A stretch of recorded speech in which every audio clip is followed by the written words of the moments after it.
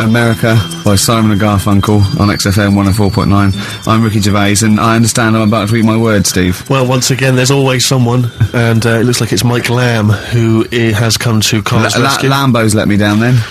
Doctors have removed a 4-pound baby boy from the stomach of his 7-year-old twin brother. Yeah. Alan Jan Niamatilev was born with the freak fetus growing inside him. For 7 years, it lived like a parasite until a school doctor became alarmed about Alan Jan's bulging tummy and took him to hospital. Surgeons who gave him a scan operated immediately, unaware that the baby was attached to the boy's blood vessels and still alive. They saved Alan Jan from certain death, but knew the 8-inch fetus was doomed. So there we are. Boy pregnant with his own twin brother by Barbara Davis. That was in the Mirror, apparently. So I've read on, and all the facts are right. They took him to the school. The parents didn't realise. And that isn't even this week's Freak of the Week. I mean, that's you got that for free. You've got that. You can have that. That's the free Freak of the Week. Free Freak of the Week. You know, that's giveaway. That's like 13.5% extra. Yeah. You know what I mean? That you might get with hairspray or something.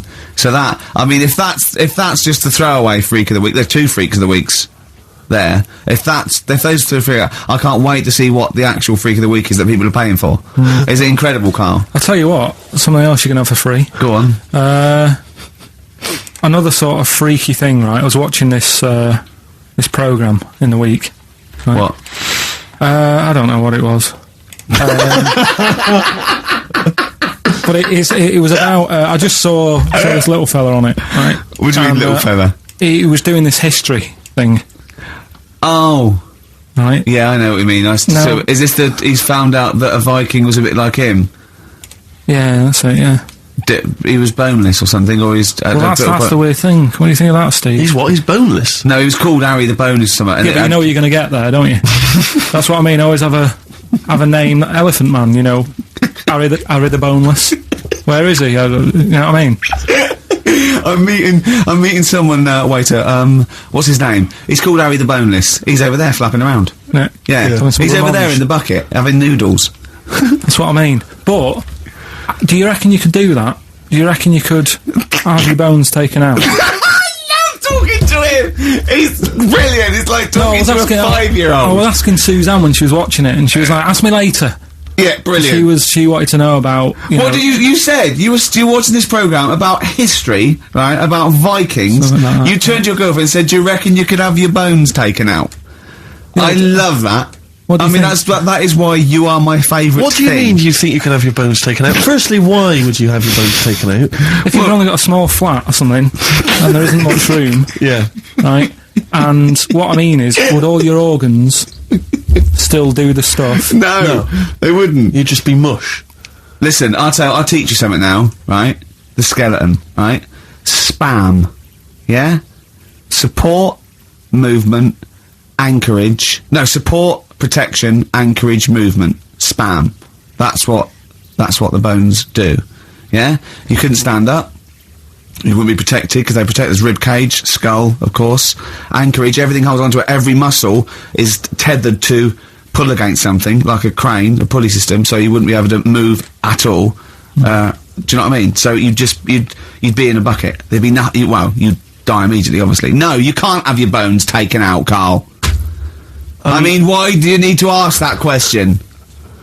Sorry, but Boneless Bob, or whatever his name was. Harry the Boneless. he presumably didn't have any bones. I mean, that's why he had that name, obviously. No, he did. No, he's got the name. Yeah, exactly. No, he was just... he was... I've had an email here from Graham, Old Ken Road. He just says, I had a dream about Carl last night. Can I sue? I've no idea what he looks like, apart from the boldness, and yet he turns up in the middle of my dream. I don't need this, it's harassment. Yeah. But people are having dreams about you now, Carl. You actually, it's like you're one of something that was created by the Brothers Grimm. I had a dream, you know when people used to have anxiety dreams, they had like an exam or something, like, you suddenly go to school and you realised, oh my god, you didn't have, your trousers on, or, I had an anxiety dream, I assume, we started off in anxiety dream about The Office, about filming The Office, and we had to film in HMV, but someone hadn't cleared it, and so we had to find an R price, and I went, oh, okay, that'll do, and as I was walking there, right, I didn't have any shoes on, which is like an anxiety dream, but I looked down and I went, so what? Yeah. So I'm so lazy now. I think even anxiety dreams don't kick into me. I'm not sure that's true. I think that's just a memory. I wouldn't be at all surprised if you turned up with the film with the office. Yeah, with no shoes. We don't need shoes. When we were originally doing the pilot for the very first series, obviously Ricky's the main character, he's in it all the time, it's obviously important, this is our big chance to get something made for TV, this could launch our careers, and I turn up on the Monday, he's twisted his ankle, he has to be wheeled around in a wheelchair, because he went out jogging, stepped on a tin can in the street, and fell over. Who left that there? Like a 40-year-old man with brittle bone disease, he just twisted his ankle and he was out of action. It was pathetic. Yeah, that was the pilot. Absolutely pathetic. But I still turned up, Carl. That's the sort of trooper I am. Well, yeah, but you moaned the whole week. Wait. Well... I didn't like having to go around in a wheelchair, did I? It's not pleasant, but in a weird way, it taught me all the problems. Do you have anxiety dreams, Carl? Do you ever lie awake worrying about stuff? Because I have a lot going on in my head. Yeah. I don't have... What do you do, rent it out to people?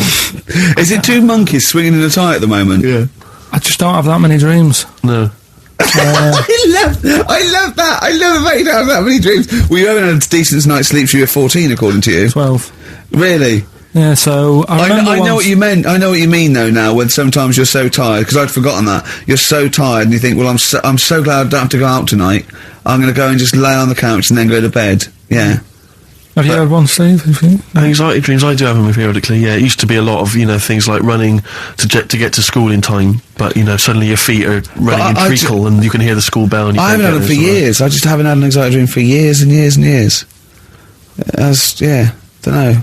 I just don't care. No, you just genuinely don't care about anything. This is the problem. You've just got to a point now where nothing bothers you, really. It's like you're just too lazy and disinterested in anything. This show, your career, my career, Carl.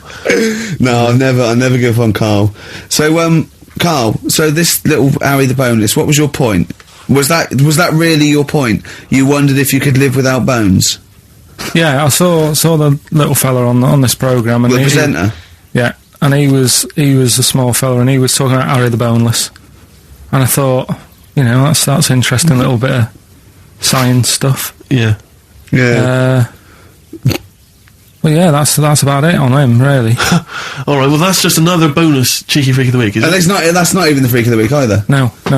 That's still to come. So you've had a pregnant Siamese twin. It's been mad. You've had a boneless fella and another fella talking about him. They're not even involved in freak of the week. No. This is getting mad. Play a record. Let's play a record. Let's have cheeky freak of the week afterwards, shall we? Yeah.